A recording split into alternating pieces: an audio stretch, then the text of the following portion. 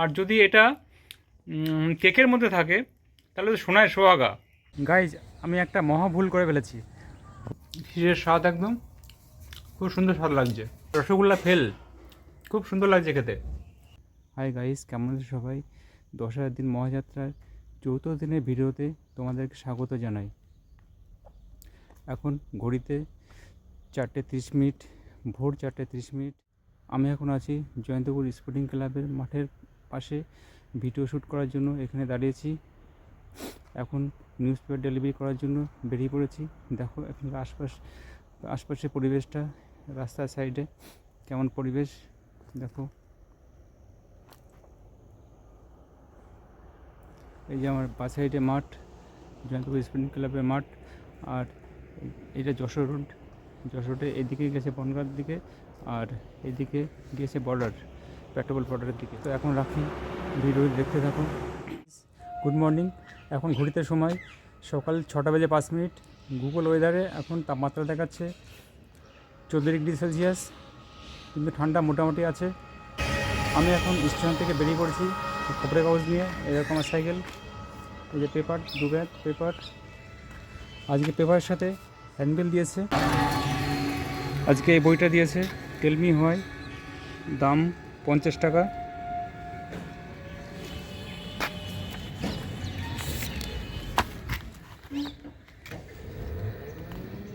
পেপারের সাথে 2 রকম হ্যান্ডবিল দিয়েছে।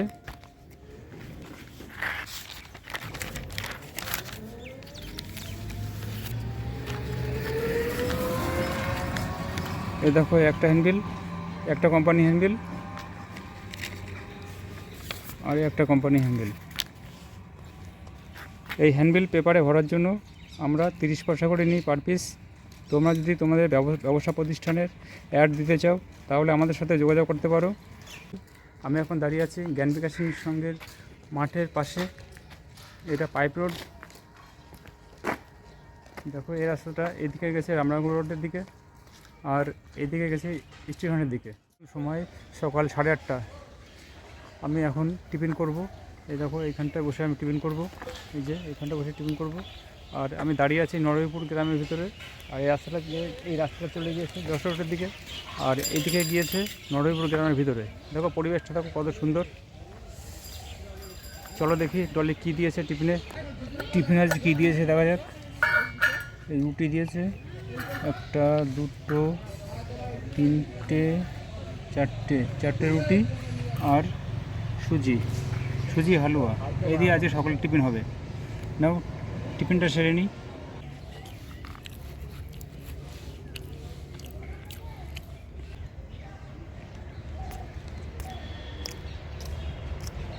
খেতে খুব সুন্দর হয়েছে, ভালো লাগছে, খুব টেস্টি হয়েছে। আমি একটা মহা ভুল করে ফেলেছি। ভুলটা হলো এই যে এই পেপারটা আমার এক সহকর্মী তার কাস্টমারকে দিতে বলেছিল। এই কাস্টমারের বাড়ি নরহরিপুর। আমি এখন দাঁড়িয়ে আছি জয়ন্তপুর স্পোর্টিং ক্লাবের মাঠে। এই যে এইখান থেকে সেই কাস্টমারের বাড়ি 2 কিলোমিটার হবে। এখন আমাকে যেতে হবে ওই কাস্টমারের বাড়ি পেপারটা দিতে। দেখো এই লোকেশনটা দেখো কত সুন্দর, পরিবেশটা কত সুন্দর দেখো, সকালের পরিবেশ। এখন রোদ্দুর উঠে গেছে, তাপমাত্রাও কিন্তু অনেক বেড়ে গেছে, এই জন্য শীত তেমন লাগছে না। ফাইনালি পেপার দিয়ে বাড়িতে চলে এলাম। এখন ঘড়িতে সময় সকাল 11টা। এখন আমি একটু বিশ্রাম করব। বিশ্রাম করে উঠে তারপরে ছবি আঁকতে বসবো, মানে ড্রয়িং করব। আজকে দুধ চাল দিচ্ছি, কি হবে বলো তো? পাটিসাপটা হবে। কোনো পিঠে ভালোবাসে না, তেলের পিঠেও ভালোবাসে না, আর কুলি পিঠেও ভালোবাসে না। এই পায়েসটা আর পাটিসাপটাটা, এই ক্ষীরের পাটিসাপটা করলে আমার ছেলে বেশ খেতে বেশ ভালোবাসে। সবাই খায় কিন্তু আমার ছেলেটা বেশি ভালোবাসে।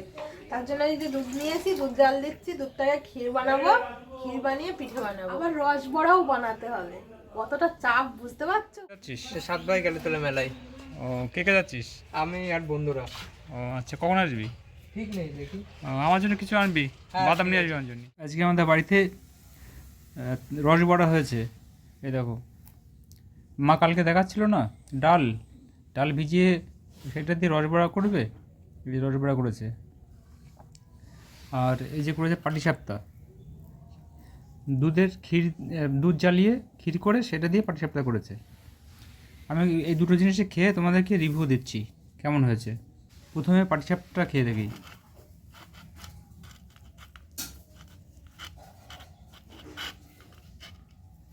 এই যে কাটলাম, এটাকে এর ভিতরে ক্ষীর রয়েছে, যে ক্ষীর, এটা খেয়ে দেখি।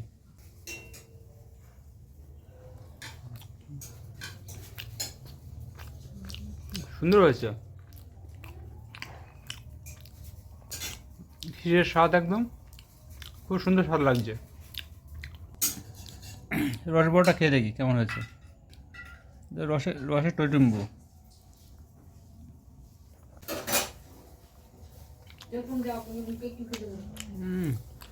রসগোল্লা ফেল, রসগোল্লা ফেল, খুব সুন্দর লাগছে খেতে। এই দেখো ভিতরটা দেখো কেমন। কালেকশানে বেরিয়ে যাচ্ছি, খবরের কাগজে কালেকশানে, এই কারণে আর আমি ছবি আঁকতে বুঝতে পারলাম না, সেই কারণে আজকে আর ছবি আঁকা হলো না। এখন কালেকশানে বেরিয়ে যাচ্ছি, কালেকশান থেকে আস্তে আস্তে রাত হয়ে যাবে, এই জন্য আজকে আর ছবি আঁকা হবে না। কালকে চেষ্টা করব তাড়াতাড়ি কাজ কমপ্লিট করে একটু বিশ্রাম করে উঠে ছবি আঁকতে বসা, এবং ছবি এঁকে আমি তোমাদেরকে দেখাবো কী এঁকেছি। ঠিক আছে, বাই। যাই কালেকশান করে আসি, তারপরে তোমাদের সাথে আবার দেখা হচ্ছে। কালেকশানে গেছিলাম, এখন বাড়ি ফিরলাম, এসে দেখি আকাশ মেলা থেকে চলে এসেছে। তো চলো দেখি ও মেলা থেকে কী এনেছে আমার জন্য। আকাশ এখন মেলা থেকে বাড়িতে ফিরলো। মেলায় কী অভিজ্ঞতা হলো বল। ওই গেলাম ঘুরতে, মোরব্বা পাওয়া যায় ওখানে, ভালো মোরব্বা কিনেছিলাম এই যে।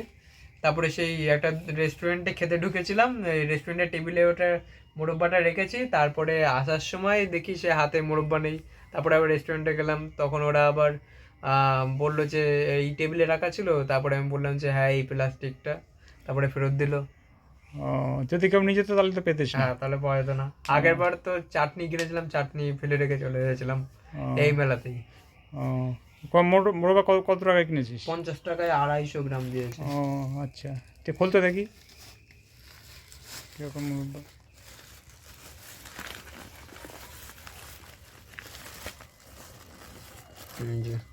দেখি, খা, তুই খা, খেয়ে একটু বল, রিভিউ দে, তুই একটু খাম, একটু দে, তুই খা। কীরকম লাগছে? মিষ্টি, মিষ্টি, খুব মিষ্টি। আর ওই ফ্লেভারটা কেমন লাগছে, টেস্ট কেমন লাগছে? কুমড়ো, চাল কুমড়ো। চাল কুমড়োর মধ্যে চিনি ঢোকানো। আমি একটু টেস্ট করে দেখি।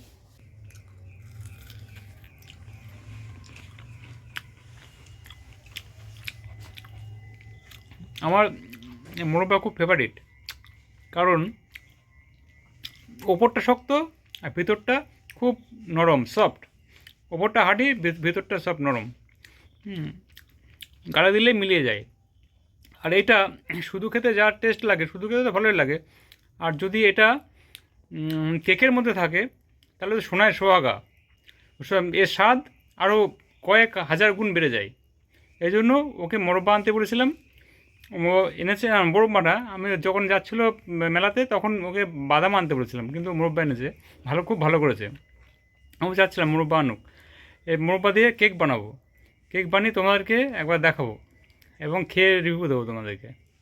আজকে ব্লগটা এখানেই এন্ড করছি, দেখা হবে আবার কালকে নেক্সট ব্লগে, ডে 5 ব্লগে।